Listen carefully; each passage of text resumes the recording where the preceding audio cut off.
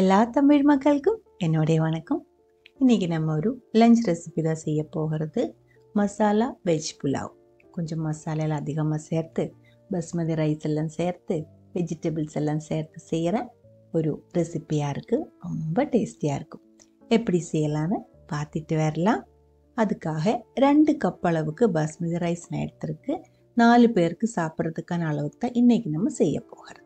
இது இப்போ ஒன்றும் செய்ய வேண்டியதில்லை, கழுக வேண்டியதில்லை, ஊற வைக்க வேண்டியதில்லை. அப்படி இருக்கட்டும். ஒரு கடாய்க்குள்ளே 1/4 கப் அளவுக்கு ஆயில் ஊற்றிக்கோங்க. நான் வந்துட்டு சன்ஃப்ளவர் ஆயில் தான் ஊற்றியிருக்கு.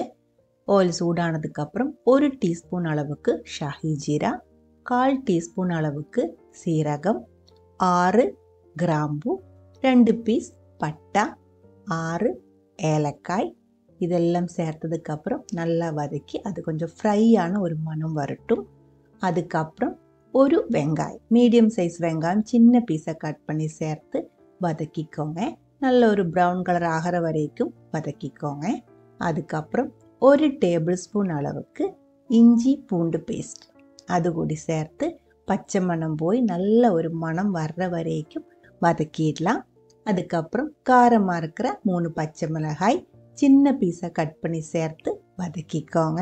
அடுத்தது நம்ம இதுக்குள்ளே மசாலா சேர்க்க ஆரம்பிச்சுக்கலாம். 1/2 டீஸ்பூன் அளவுக்கு மஞ்சள்தூள், 2 டீஸ்பூன் அளவுக்கு காஷ்மீரி மிளகாய்த்தூள், 1 டீஸ்பூன் அளவுக்கு மல்லித்தூள், 1/2 டீஸ்பூன் அளவுக்கு சோம்பு பவுடர் அதுவும் சேர்த்ததுக்கப்புறம் நல்லா வதக்கிக்கோங்க. அதுக்கப்புறம் ஒரு மீடியம் சைஸ் தக்காளி சின்ன பீஸாக கட் பண்ணி சேர்த்துருக்கு. சீக்கிரம் வேகிறதுக்காக தான் ரொம்ப சின்ன பீஸாக கட் பண்ணி சேர்த்தது. அதுக்கப்புறம் 1/2 கப் அளவு தண்ணி கூடி ஊற்றி நல்லா மிக்ஸ் பண்ணி மீடியம் லோ ஃப்ளேமில் வேக விட்டுக்கோங்க. இந்த தக்காளி நல்லா வேகணும். இதுக்குள்ளே தக்காளியோட பீஸ் அந்த அளவுக்கு தெரியக்கூடாது. அதே மாதிரி நல்லா வெந்து மேஷ் ஆகி கிடைக்கணும். இதே மாதிரி நல்ல ஒரு கிரேவி மாதிரி இருக்கணும். அதுக்குள்ளே தேவையான அளவுக்கு உப்பு கூடி நான் சேர்த்துருக்கு. அதுக்கப்புறம் இதுக்கான வெஜிடபிள்ஸ் சேர்த்துக்கலாம். 1/4 கப் அளவுக்கு உருளைக்கிழங்கு சின்ன பீஸாக கட் பண்ணது, 2 டேபிள் ஸ்பூன் அளவுக்கு பச்சை பட்டாணி, 1/4 கப் அளவுக்கு கேரட், 1/4 கப் அளவுக்கு காலிஃப்ளவர், 1/4 கப் அளவுக்கு பீன்ஸ் அவ்வளோதான் சேர்த்துருக்கு. நல்ல ஒரு டைம் வதக்கி 2 நிமிஷம் மட்டும் மூடி வச்சுக்கோங்க. இதுக்குள்ளே கொஞ்சம் ஆவி ஏறணும். அந்த மசாலா இந்த வெஜிடபிள்ஸில் கொஞ்சம் ஒட்டணும், வேகக்கூடாது. அது போதும். இப்போ இது கரெக்டாக இருக்குது. வெஜிடபிள்ஸ் வேகலை. அதுக்கப்புறம் நம்ம கழுகி பாஸ்மதி ரைஸ் உடனே சேர்த்துக்கலாம். பாஸ்மதி ரைஸ் இப்போ தான் நான் கழுகி சேர்த்துருக்கு, ஊற வைக்கல. கழுகானதுக்கப்புறம் உடனே தான் சேர்த்துருக்கு. அதுக்குள்ளே 1/2 கப் அளவுக்கு கொத்தமல்லியில் சின்ன பீஸாக கட் பண்ணி சேர்த்துருக்கு. 3 டீஸ்பூன் ஃபுல்லாகவே நெய் கூடி ஊற்றிருக்கு. நல்ல ஒரு மணமாக இருக்கும், டேஸ்ட்டாக இருக்கும். அதுக்கப்புறம் எல்லாம் சேர்த்து மீடியம் ஃப்ளேமில் நல்ல ஒரு டைம் கலந்து விட்டுக்கோங்க. இந்த மாதிரி செய்யும்போது நம்ம சேர்த்துருக்கிற அரிசிக்குள்ளேயும் அந்த மசாலா அந்த கலர் அதெல்லாமே வந்து நல்லா ஒட்டிடும். 2-3 நிமிஷம் இதே மாதிரி வதக்கிக்கோங்க. அதுக்கப்புறம் மட்டும் வேகிறதுக்கான தண்ணி ஊற்றிடலாம். இந்த அரிசியும் வேகலை, காய்கறியும் வேகலை, அதனால வதக்கினதுனால ஒன்றும் குழஞ்சி போகாது. 2 கப் அளவு அரிசி ஊற வைக்காம தான் நம்ம சேர்த்துருக்கு. அதனால 4 கப் அளவு தண்ணி, கொதிக்கிற தண்ணி, சுடு தண்ணி தான் ஊற்றியிருக்கு. 4 கப் அளவுக்கு தண்ணி ஊற்றியிருக்கு. அது கூடவே 1 டேபிள் ஸ்பூன் அளவுக்கு லெமன் ஜூஸ் கூடி ஊற்றியிருக்கு. உப்பு செக் பண்ணிக்கோங்க. கம்மியாக இருந்தால் தேவையான அளவுக்கு சேர்த்துக்கலாம். மறுபடியும் மிக்ஸ் பண்ணி இது ஒரு டைம் கொதிச்சதுக்கப்புறம் தீ ரொம்ப கம்மி பண்ணி மூடி வச்சுக்கோங்க.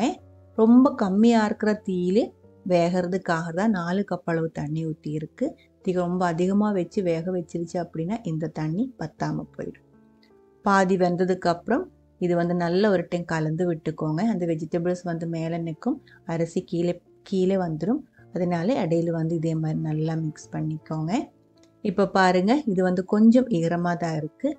மறுபடியும் நல்ல ஒரு டைம் கலந்து விடும்போது இதில் வெஜிடபிள்ஸு அரிசி எல்லாமே ஒரே மாதிரி நல்லா கலந்து கிடச்சிடும். லைட்டாக ஈரமாக இருக்குது. லோ ஃப்ளேமில் 2 நிமிஷம் கூட இதே மாதிரி மூடி வச்சதுக்கப்புறம் நம்ம ஓப்பன் பண்ணி மறுபடியும் மெதுவாக மிக்ஸ் பண்ணி எடுக்கும்போது அரிசி காய்கறி எல்லாமே நல்லா வெந்து கிடச்சிடும்.